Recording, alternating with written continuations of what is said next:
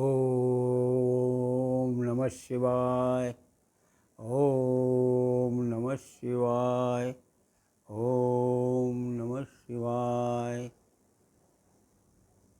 जय भोले बाबा की।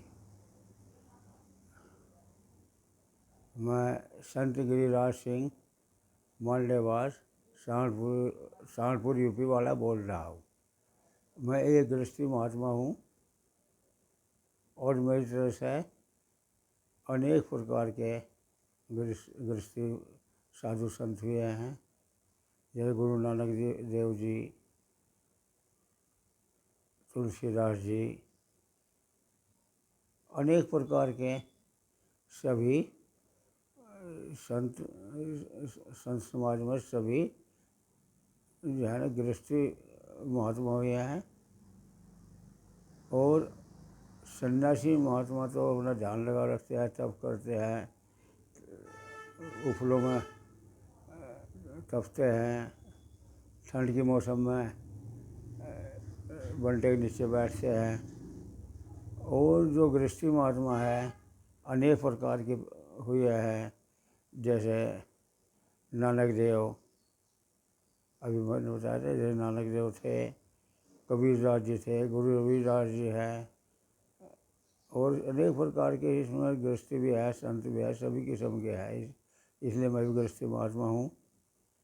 और अब तुलसीदास जी महाकवि है, जिन्होंने तुलसी मानस रामायण का जो है विमान तुलसी रामायण बनाई है, जिसने तुलसी मानस। इसमें तुलसीदास की गुरु कौन थे? तुलसीदास की गुरु उनकी पत्नी थी। जब वह पत्नी के वियोग में एक नदी पार करनी थी उन्हें, और पत्नी के वियोग में उन्हें एक मगरमच्छ दिखा, और उसने सोचा मेरी पत्नी ने मेरे लिए मगरमच्छ भिजवाया है, तो उन्होंने सोचा कि मेरे लिए मेरी पत्नी ने नाव भिजवाई है। वो उसी में बैठ गए और मगरमच्छ ने पार उतार दिए। फिर आगे जाकर देखा उसके मकान पे दो अच्छी हवेली थी, तो उस पर सांप लटक रहा था। उन्होंने सोचा मेरी पत्नी ने मेरे लिए एक कमंड भेजी ऊपर चढ़ने के लिए, उसे पकड़ के ऊपर चढ़ गए। और जब अपनी पत्नी के पास पहुँचे तो उनकी पत्नी ने कहा कि तुम कैसे आए हो? उसने कहा कि मत नदी में एक नाव थी, उसे पार करके आया। अब किसी ने उसे बताया कि वो तो मगरमच्छ को आए थे।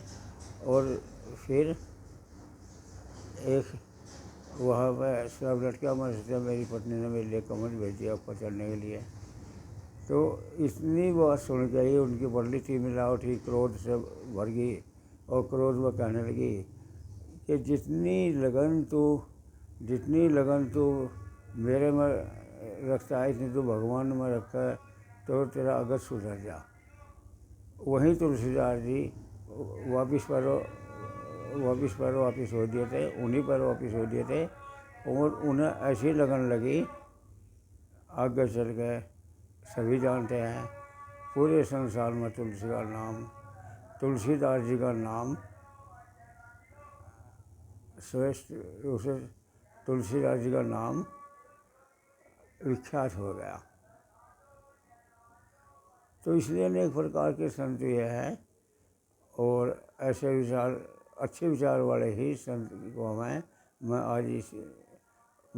आज इसी वही अपनी वाणी को विराम देता हूँ। और मेरी